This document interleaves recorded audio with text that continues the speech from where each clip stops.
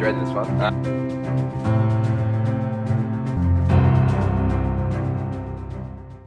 Hey everyone, welcome to the Ask Podcast. I'm Justin, I'm your host, and today we're joined with a very special guest. He doesn't need any introduction, he's a very familiar face to all of us. Angus Glover from the Sydney Kings. Welcome, Angus. Thanks for joining us. Thank you. He's the first player or non-performance staff that we've had on the podcast. The reason why I've reached out to Gus to come on to the podcast is because of a few reasons. As physio students, I think it's really easy for us to get caught up in all the practical stuff, trying to get our foundations down, and which is very much important. But I think just as important is to understand the people we're trying to help. So I feel like Gus can provide a lot of insight on that. And secondly, I'll let Gus delve a bit more into this, but he's got his fair share of injury experiences. So I feel like he can also provide a lot of insight into his recovery. So, Gus, before we get started with everything, let's start with two truths and a lie. Been dreading this one. Okay, here we go. Won a gold medal in under 16s at the Australian tournament.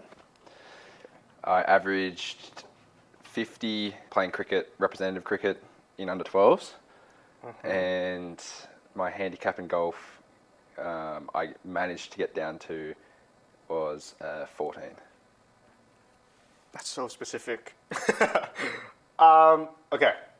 And I tried to make him sound like you have no idea too. Gut feeling, I think the basketball one's true. Correct. Correct? Okay, cool. And then, I feel like the cricket one's true too.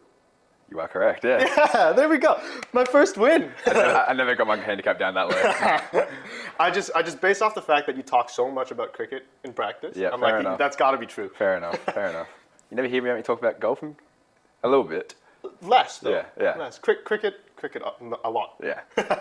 Okay, so why don't you explain to us kind of your journey to becoming a pro basketball player with the Sydney Kings? Yeah, okay. So basically from when I was little, Mum and Dad were heavily involved in basketball. So obviously you get all the toys when you're a kid, and I always loved the basketball toys. So yeah, just got involved that way really, just playing around the house as a kid, like any other kid does with anything. And then, yeah, just grew up playing representative basketball for Basketball Illawarra, which is where I was from in Wollongong. And then as I got older, I made some state teams, made some junior Australian teams, things like that. And then made the AIS Centre of Excellence program.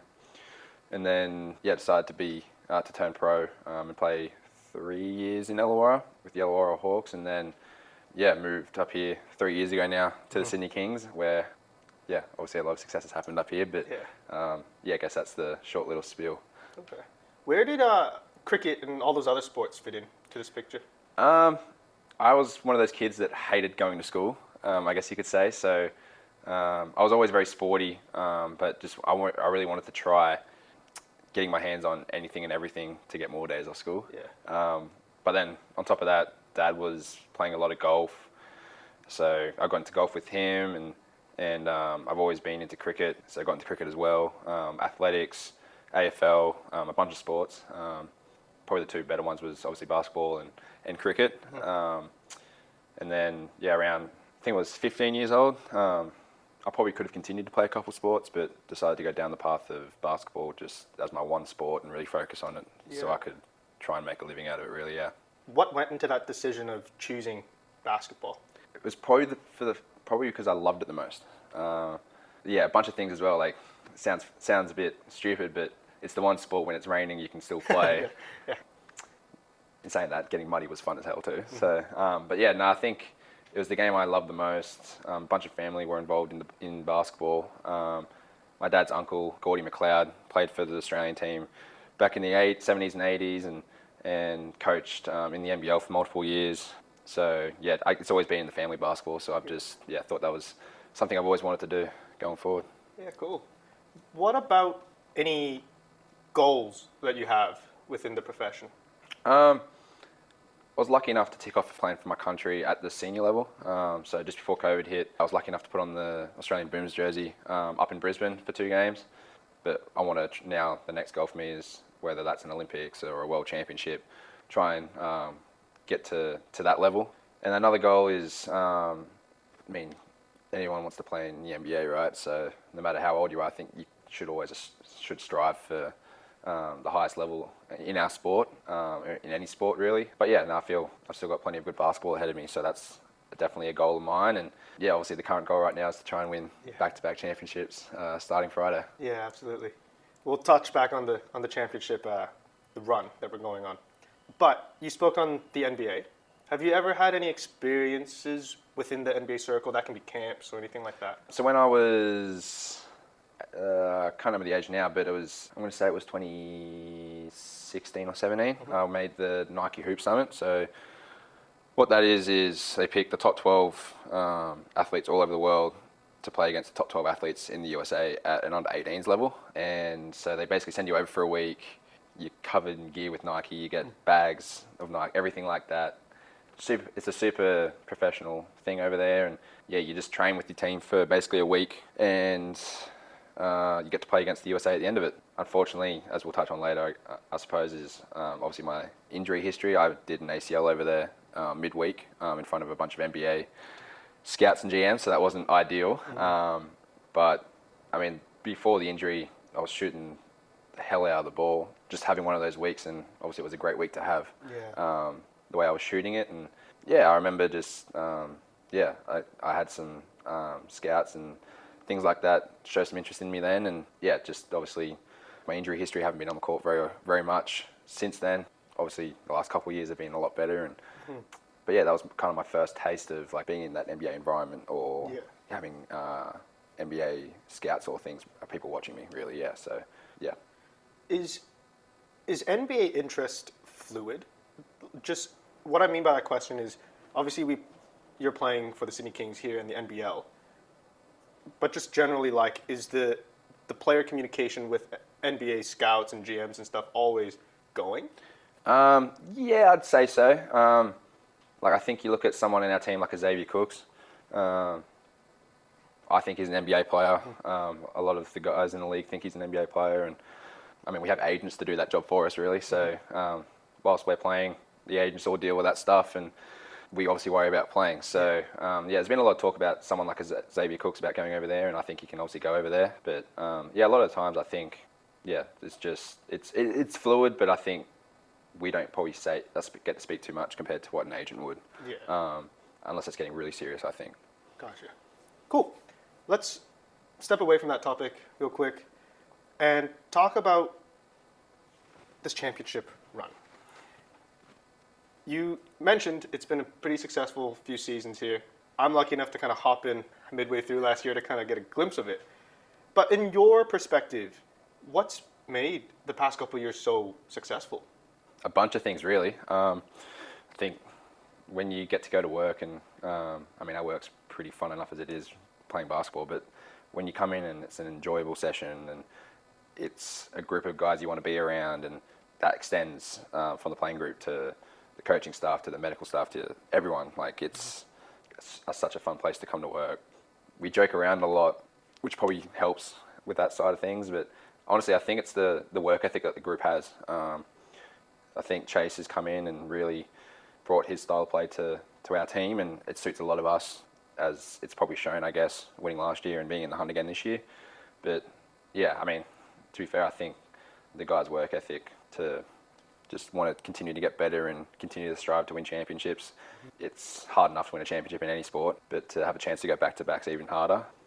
I remember one of our players, Sean Bruce, was saying he's been in the league now for however many years, and he's only been to a grand final series 3 times. It'll be his 3rd time coming up, and so it doesn't come around too often when you have a chance to be in multiple grand final series in a row. You've got to give it everything you've got, and we're not there just to make the numbers up. We're obviously there to win it, and so are New Zealand. But yeah, it's going to be exciting come Friday.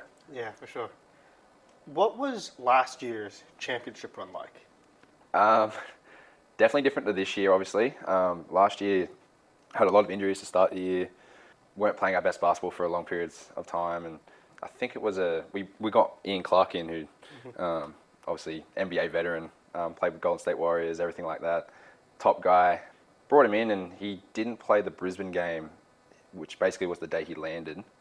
But he suited up to play so we played Brisbane on the Friday and played Perth on the Sunday, I'm going to say.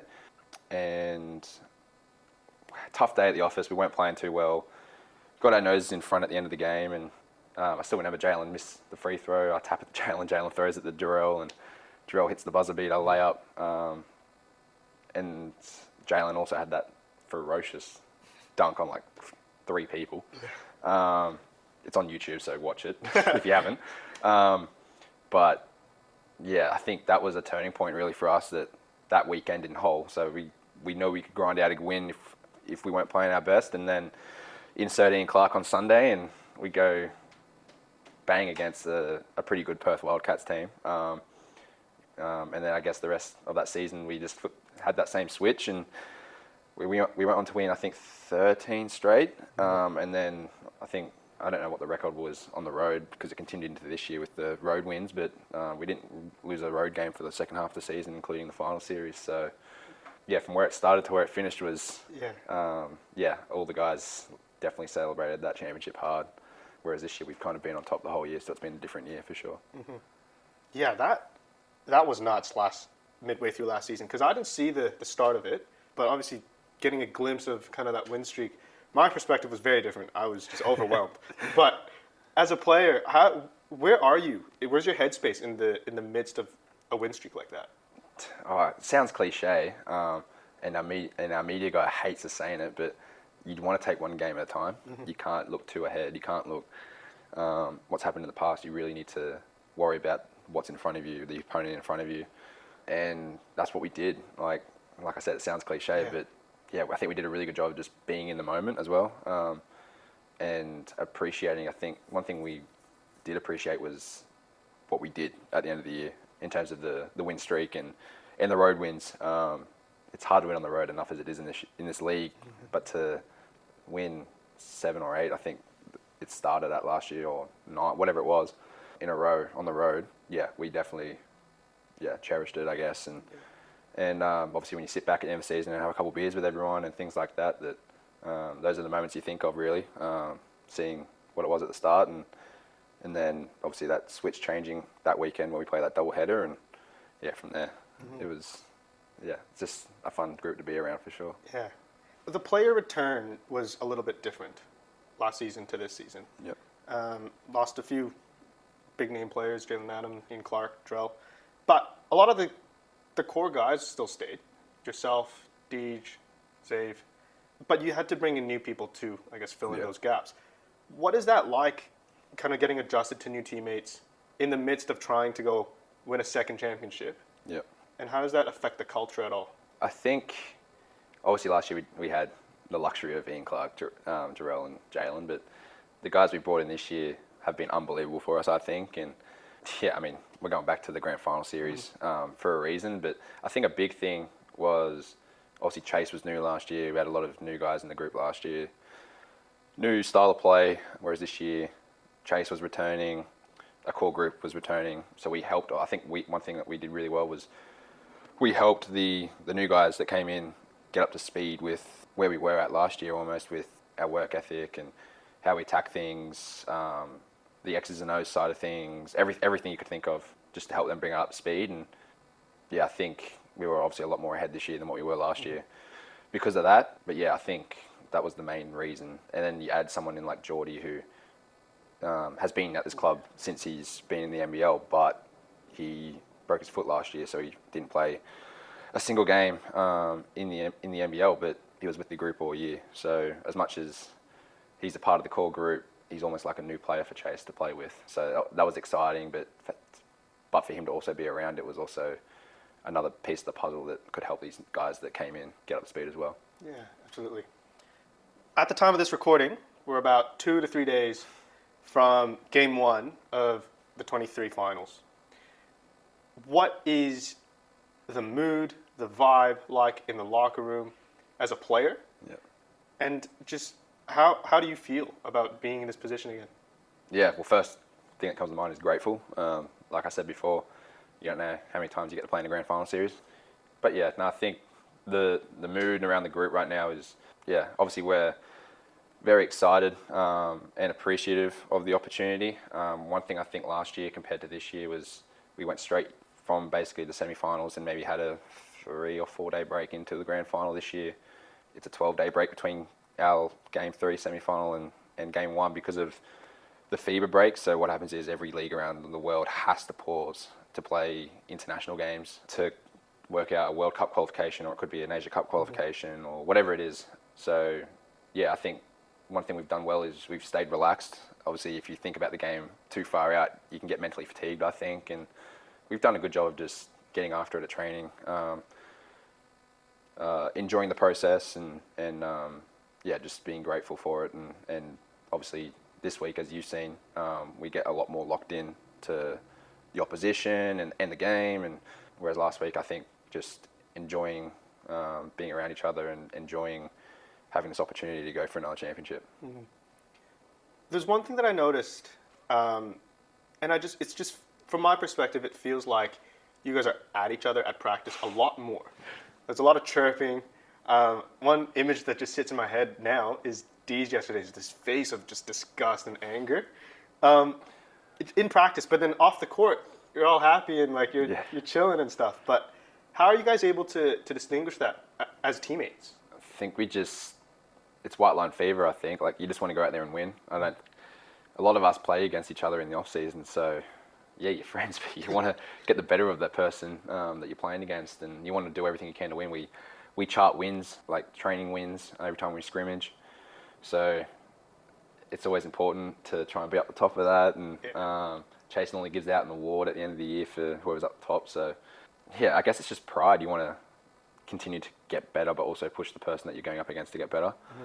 But yeah, I think, we chirp a fair bit, but I think we do that in the game as well. Yeah. Obviously, it's a lot easier when you do it in the game when it's not against your own team. But yeah, I think it's a good thing to have. I think to go into a training where I've been a part of teams before where you don't need to be chirpy, but I think it helps our team especially bring out the best of one another. Mm-hmm. Whereas I know with other teams I've played on in the past that there hasn't been that much talking going on during training, and just the training mood and everything like that. The quality of training probably isn't as good as what it could be.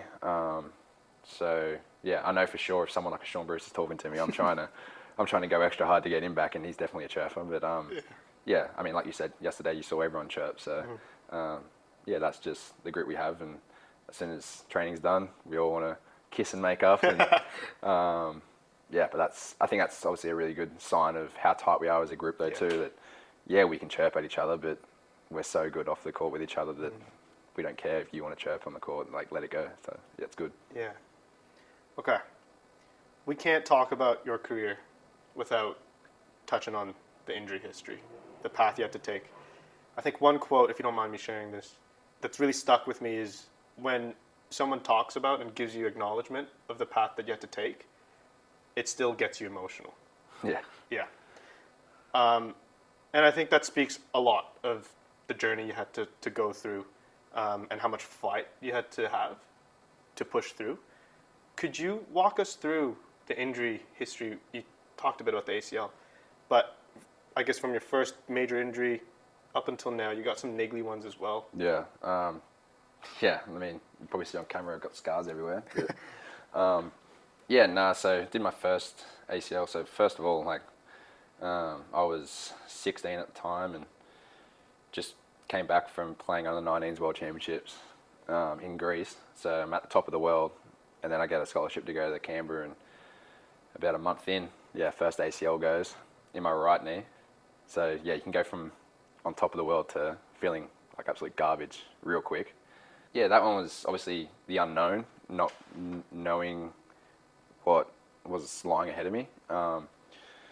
And I guess still by that point, ACLs, if you look like, especially the NBA, I guess, because that's where all eyes are on as a kid and things like that you watch games. ACLs, I think, were at the time still a bit of an unknown with can you come back from it? I guess the Derrick Rose saga. Still a great player, obviously, still in the NBA, but was never his self again. So there was still a bit of an unknown whether you can come back and still continue to get better or whatever it was. So that was the unknown side of things, and obviously the rehab side of things, I had no idea what I was expecting.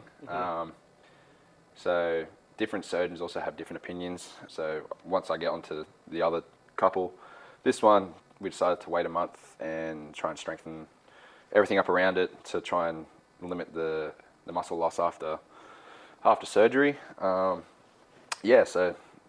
went for surgery, had a Oceania tournament, was actually scheduled for September the next year, which after surgery would have been 12 months post-op, but because it was such a big tournament, they wanted to try and get me back within 9 months. And basically, just before I returned to play, they changed the date to December, so we could have done a 12-month.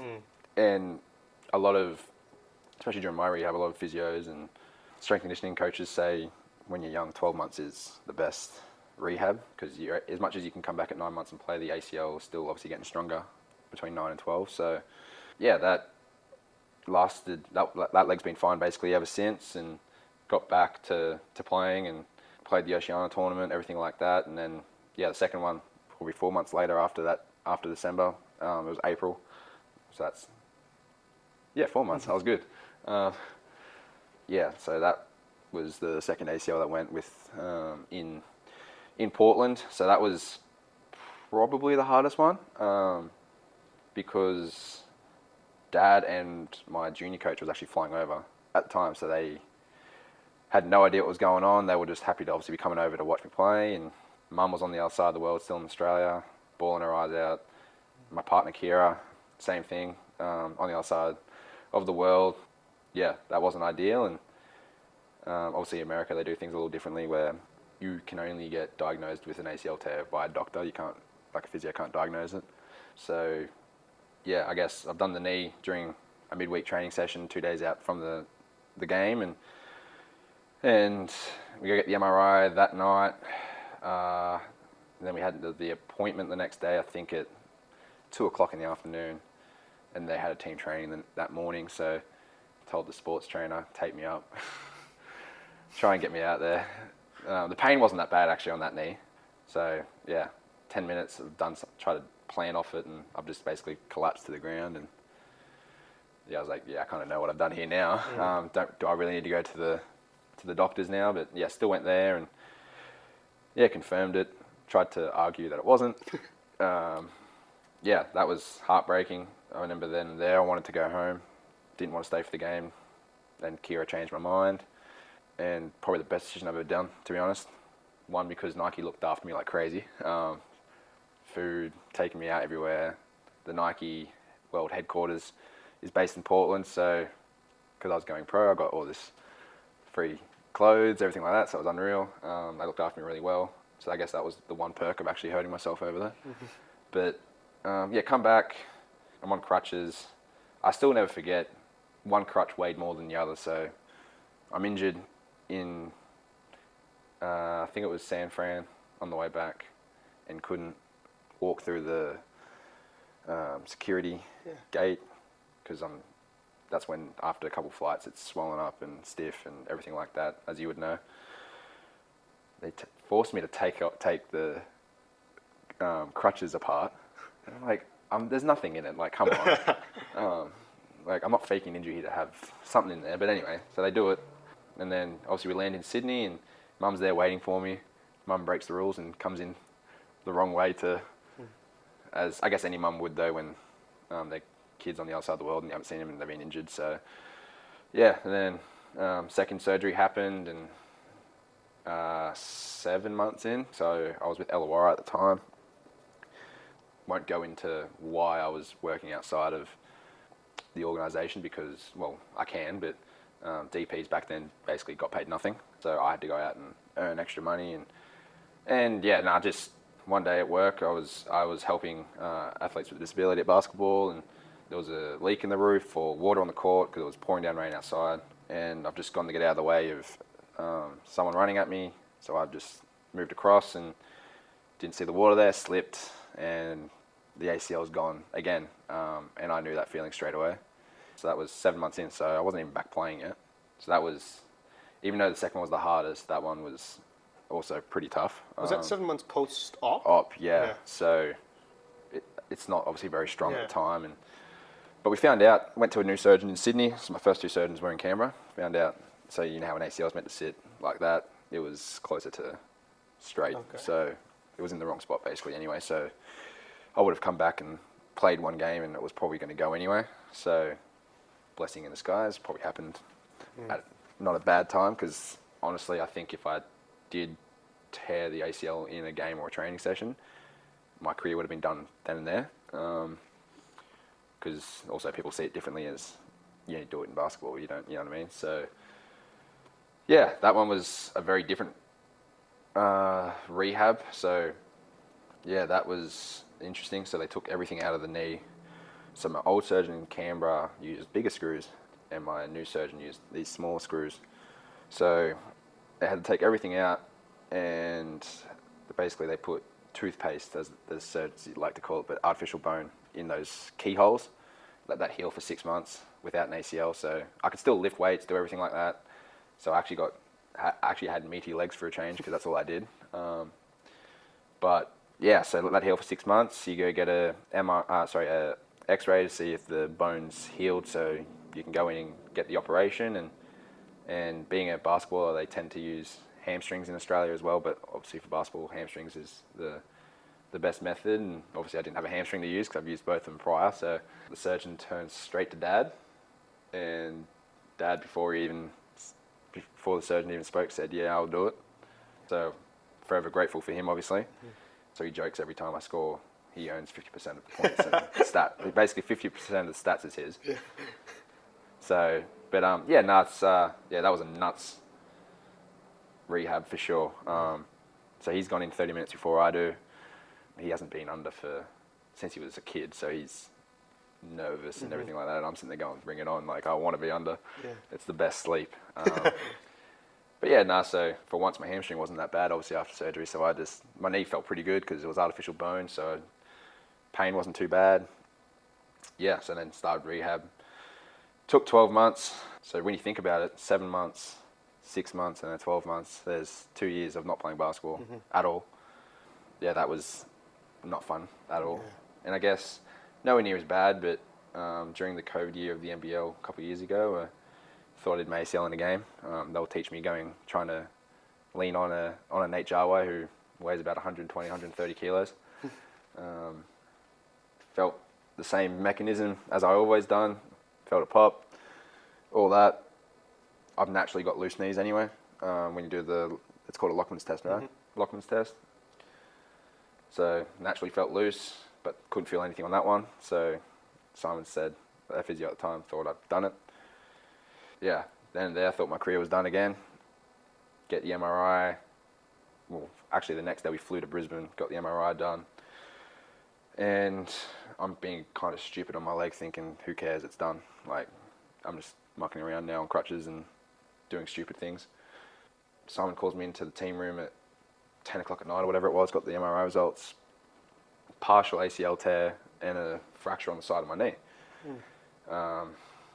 But so I'll show you first before I show the camera, but ACL, the front strand was detached. So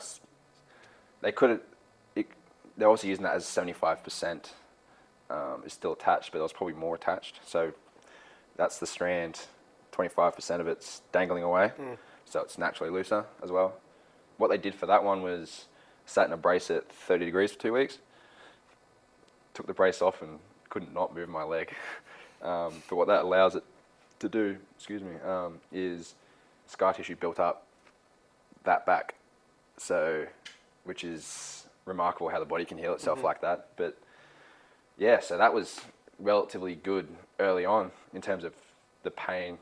It was more my fracture on the side of my leg that was causing the pain and limiting me doing stuff on the court or in the weight room. Did a test with Pitch Ready. So what that is for anyone that plays 2K out there, they put all the dots on you, get a million cameras around you, and you do all these tests. and found out that I don't go on my toes enough. So that was what's potentially causing my knees. And ever since then, I mean, you've seen me a million times now do all that band work. You've been a part of it. I do a bunch of hopping. Say you're in the band, I'm hopping front on both legs, then side on both legs, and then we do a little running thing where I push off the inside leg on my toes. And ever since then, I haven't had a problem with my knees at all.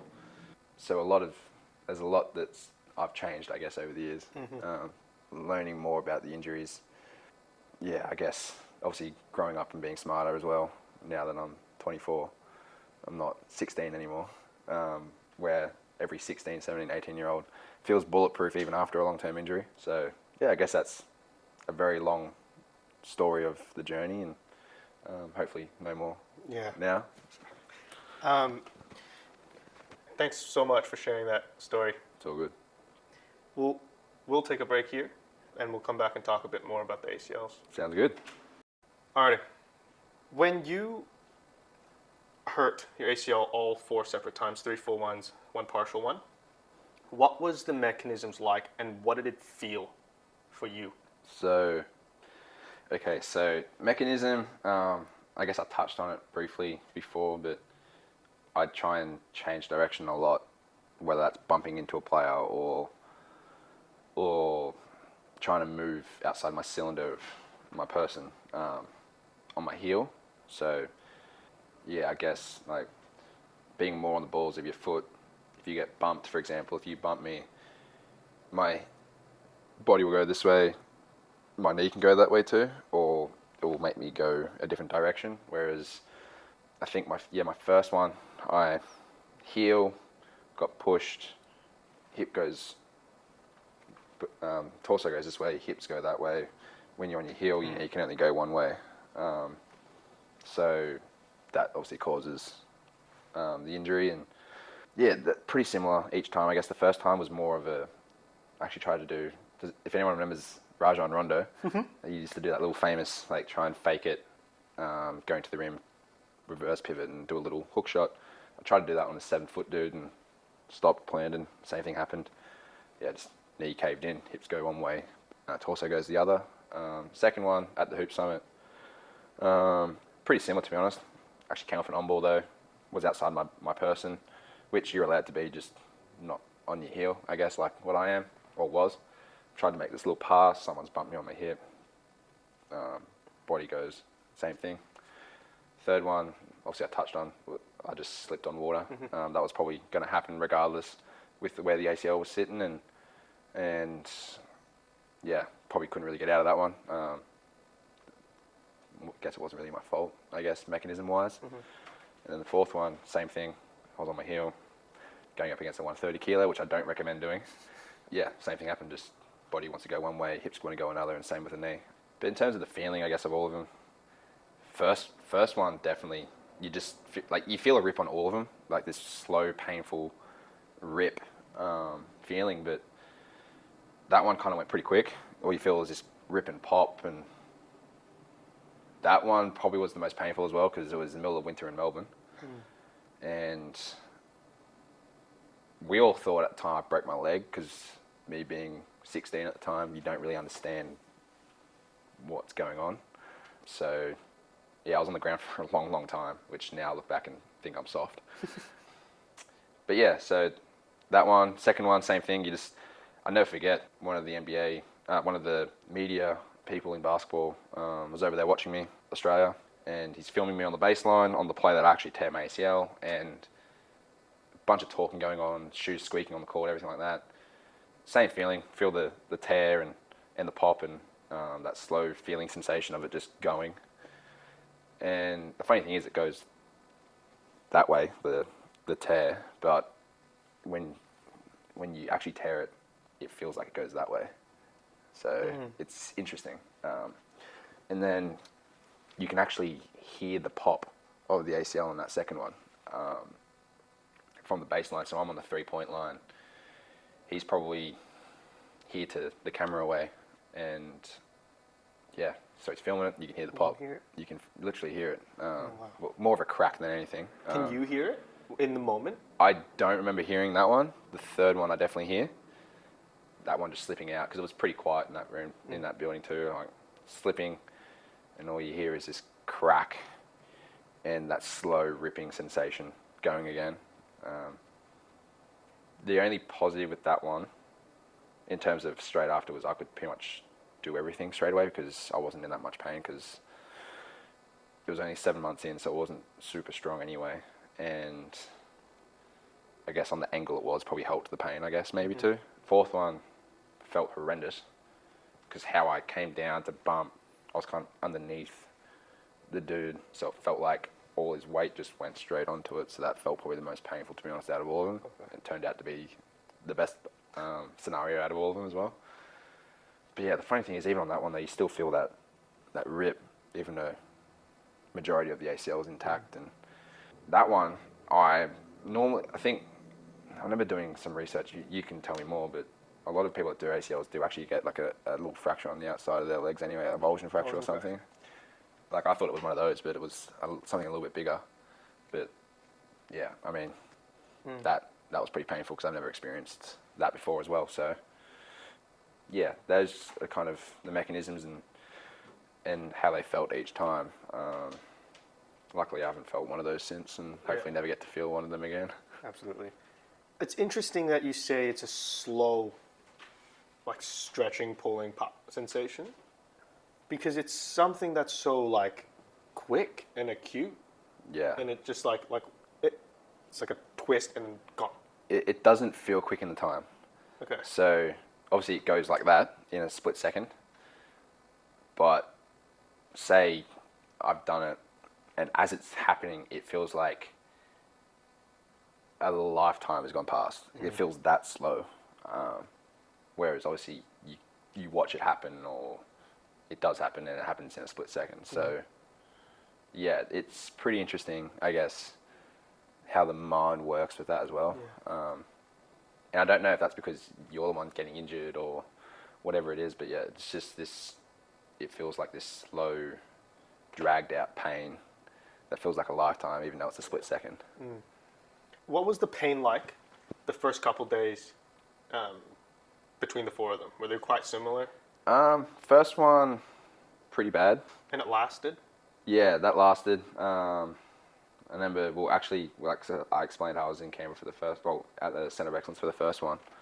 We're actually in Melbourne watching the Boomers play. So we're training down there, obviously. I'm on crutches, and we're shopping in Melbourne, and I wanted to go shopping. So I'm crutching around Melbourne. It wasn't fun at all. So that one was really painful. Sleeping, couldn't sleep at all. The amount of meds I was taking, you name it, I was taking it. Second one, like I said, not too bad. Like I tried to train the next day. I actually felt pretty good. Didn't stiffen up until all the flying on the way back. Yeah, that one honestly felt pretty good. Maybe food had something to do with it. The fact that I was getting the best food in Portland coming to me. But yeah, that one. Third one, like I said as well, really painful in time. Like all of them were painful as it happened, but that one, I got up pretty quick, got to my car, got home, did all the right things I had to do after that, but felt pretty good in terms of I was walking on that one straight away. So on the second one, I didn't have full range, but I could straighten it. But on the third one, I had full range, like nothing's happened at all. Fourth one, yeah, that one wasn't fun because we flew the next day after I did it and couldn't really bend it, couldn't straighten it. It was kind of stuck there from the flight. And then the car trip from the airport to the hotel, once again, I was stuck like this, really.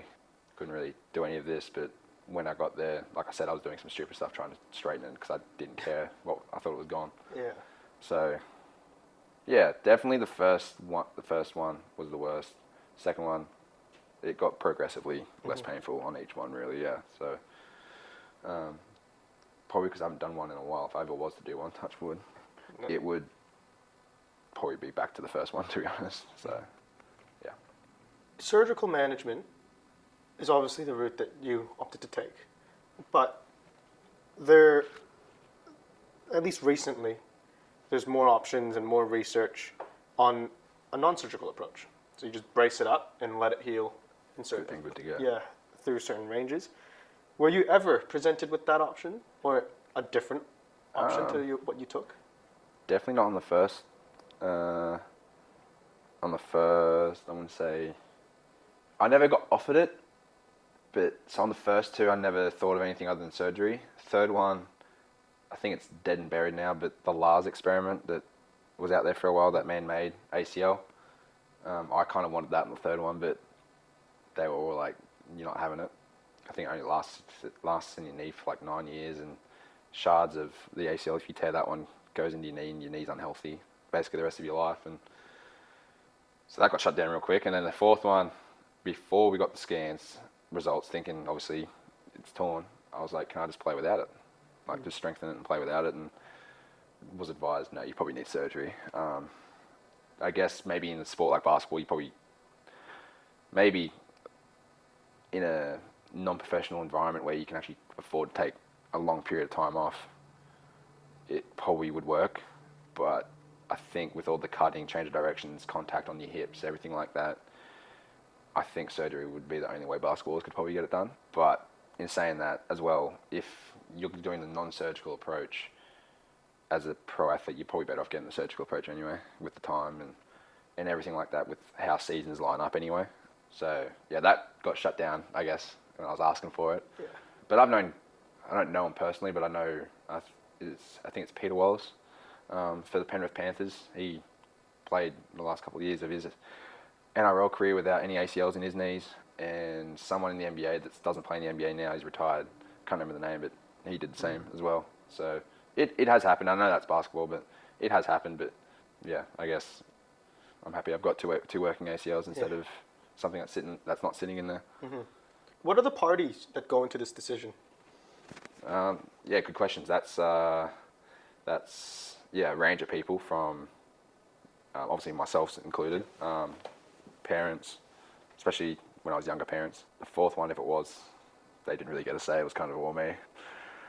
My partner, obviously physios, doctors, surgeons, depending, I guess, on the time of year with injury and things like that, coaching staff, ownership group, like everyone's involved really. I was going to ask, does ownership... Like, I don't think they have too much of a say. Obviously, they just want to be included. Yeah. Obviously, they pay for it, but yeah, I think the best thing, especially with Sydney, is they're heavily invested in their players. Not one player means more than another. Everyone's equal.